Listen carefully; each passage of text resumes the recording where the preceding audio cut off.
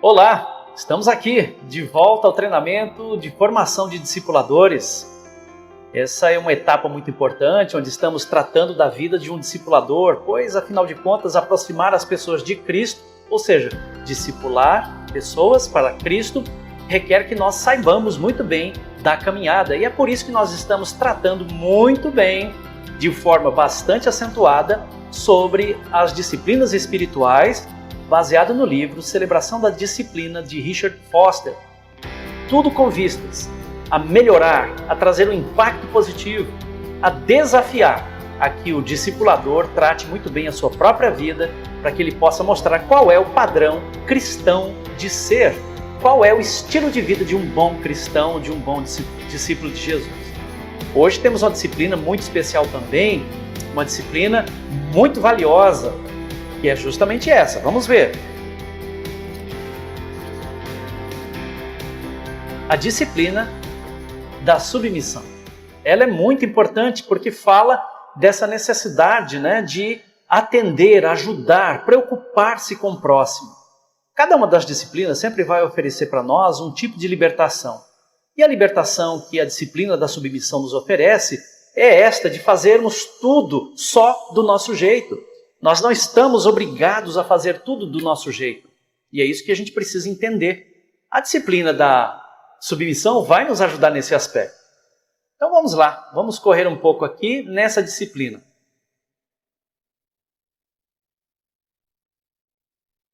Esta disciplina ela visa nos libertar da opressão de fazermos tudo só do nosso jeito.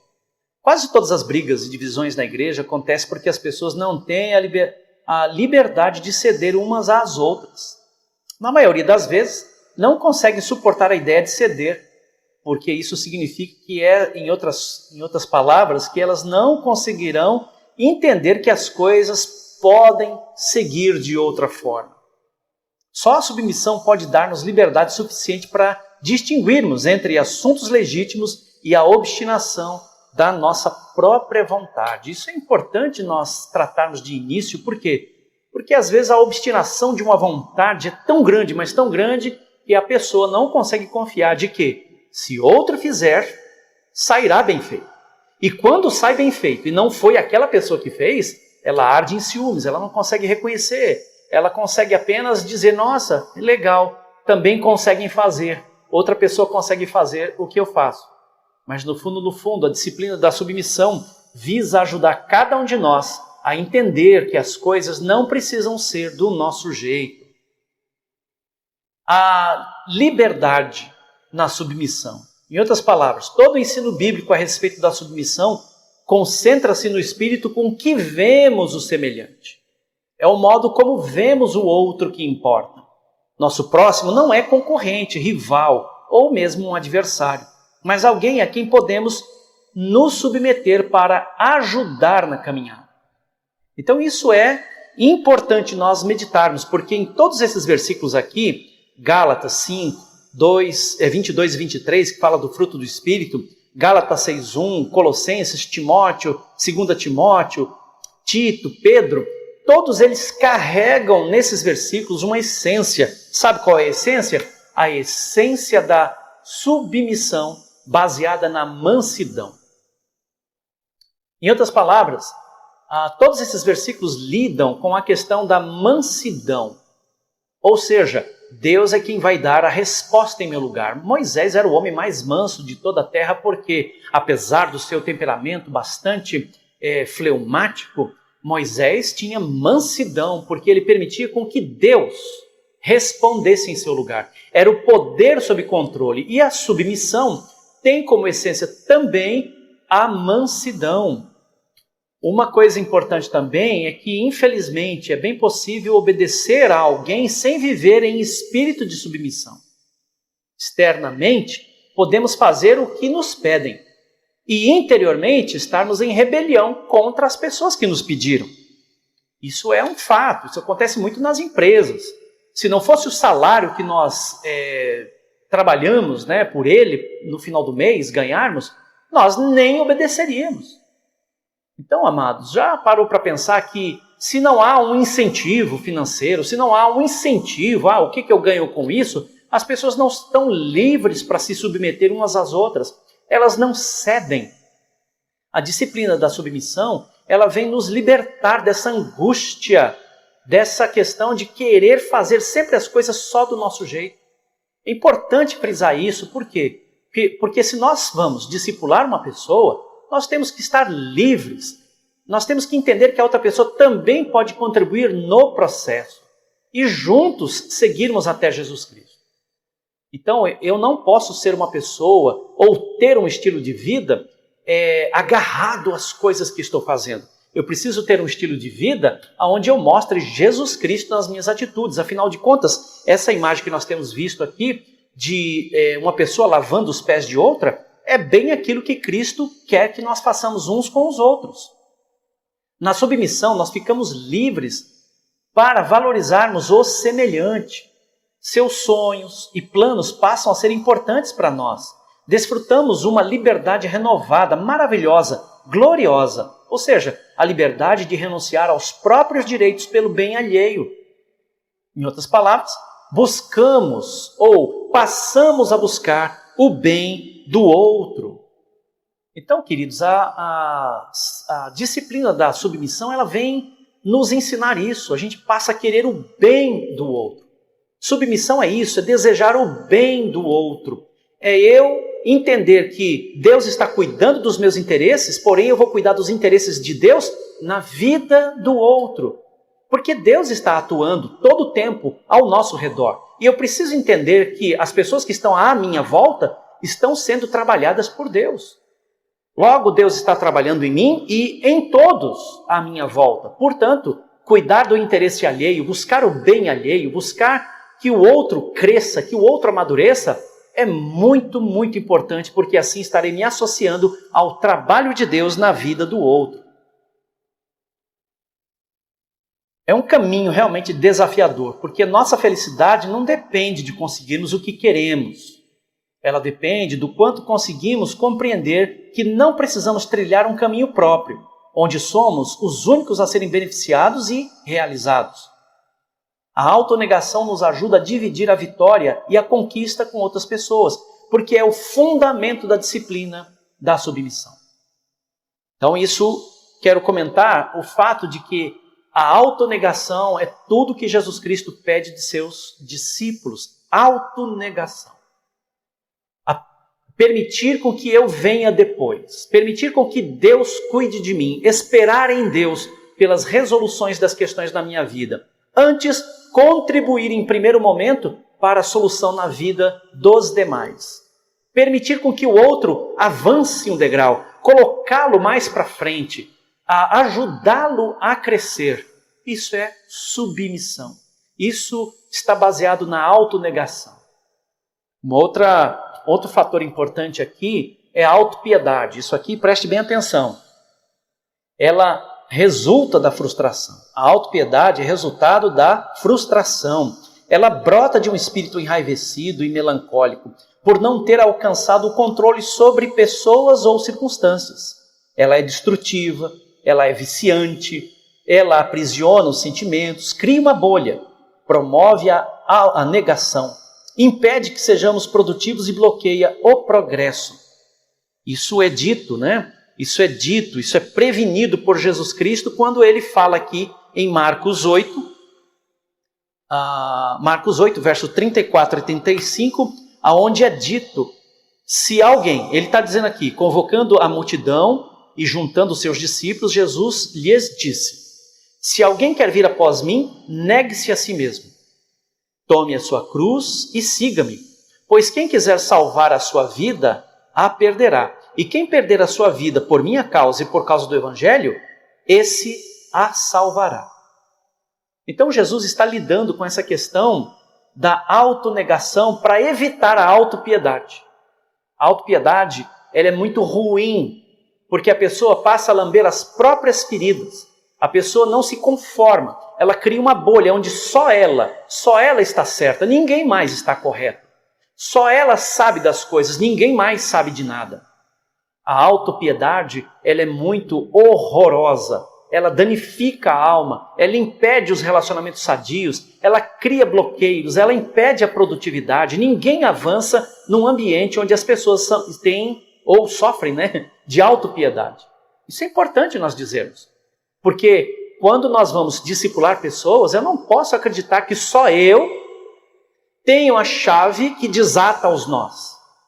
Eu preciso estar livre dessa ânsia de promover soluções a qualquer preço. Eu preciso negar realmente algumas coisas na minha vida para evitar sofrer de autopiedade. Quem não consegue negar-se, quem não consegue renunciar, vai sofrer com autopiedade. Quem não consegue se desapegar dos seus interesses, quem não consegue se comprometer com Jesus, vai sofrer de autopiedade. Será uma vida bloqueada por causa de algo tão danoso quanto a autopiedade. Mundos diferentes. Eu quero com isso dizer a cada um de nós o seguinte, que Deus tem paradoxos registrados em sua palavra, esses são alguns, contrariedades tão marcantes, tão importantes.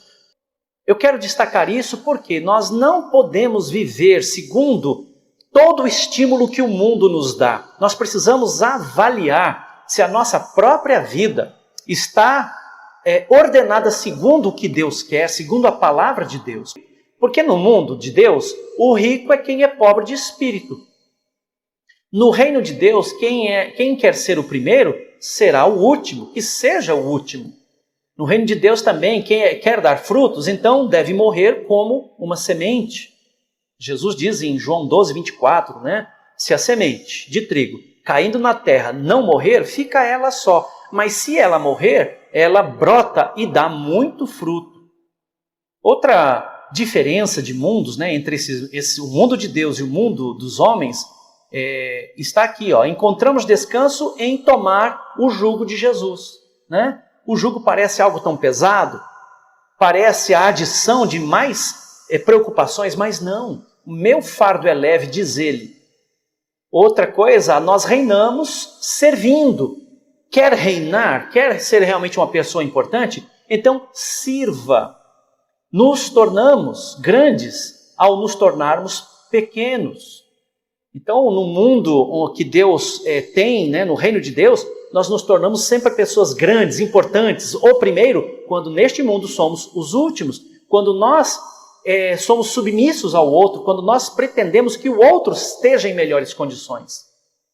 Viver implica em morrer. Gálatas 2:20. Já estou crucificado com Cristo, e a vida que eu vivo agora, eu vivo-a na fé do Filho de Deus.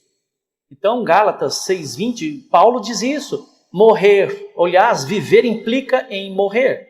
Nós nos tornamos ricos pela pobreza de Cristo. Paulo também tece esse pensamento, esse princípio, e também quero destacar o fato de que nós vemos o invisível. São paradoxos, são questões importantes que nós precisamos lidar com essas questões. E para a submissão, entender essas diferenças é muito importante. Eu não posso seguir a minha vida dizendo que sou um homem espiritual se eu não viver por esses paradoxos, se eu não viver por essas diferenças. Porque o mundo de Deus está envolvido com autonegação, está envolvido a viver longe da autopiedade, está envolvido buscar o bem do próximo. Essa é a disciplina da submissão, e ela é importante nós entendermos. Alguns atos de submissão. Primeiro, eu preciso estar submisso a Deus.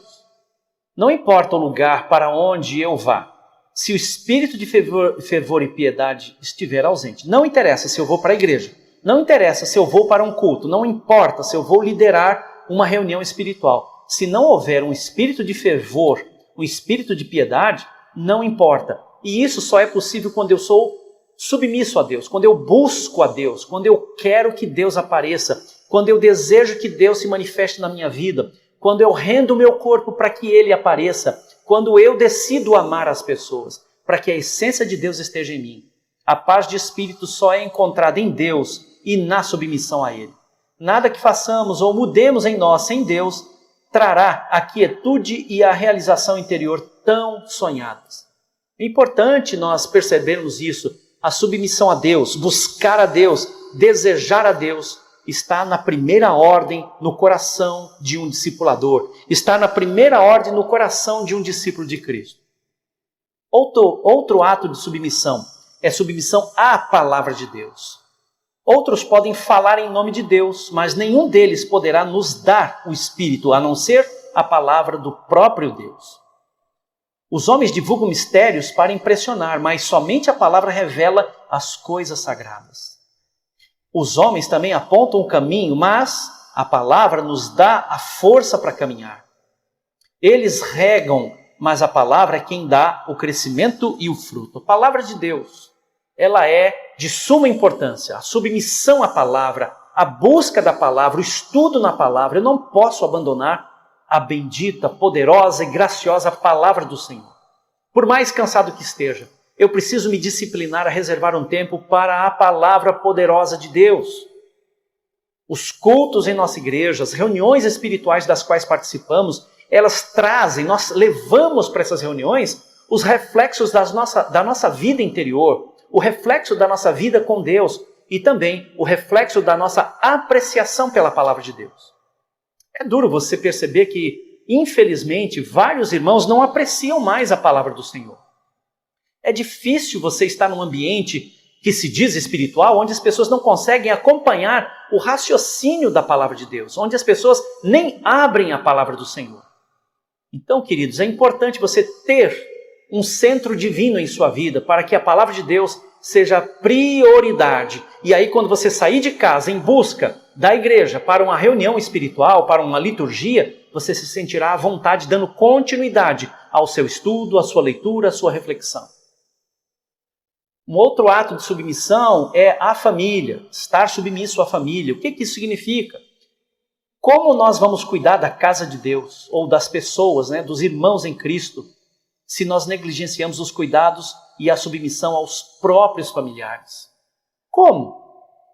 Como é que nós vamos ter coragem de cuidar de uma pessoa, de cuidar da casa de alguém que está impossibilitado, quebrou uma perna? Como é que eu vou cuidar das roupas de alguém que já não consegue mais lavar as próprias roupas? Como é que eu vou querer o bem de alguém negligenciando as pessoas da própria família? Eu preciso, em primeiro lugar, treinar submissão com os da minha própria casa.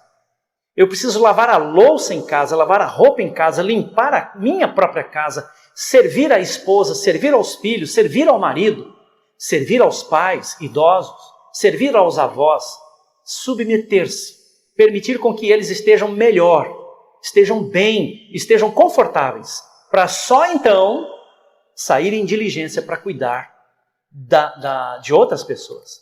É importante isso. Paulo preza muito por isso.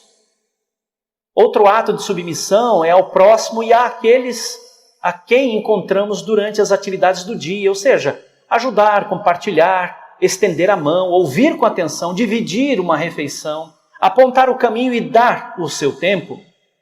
São coisas de pessoas comuns, mas são coisas ou eventos, são fatos de pessoas felizes.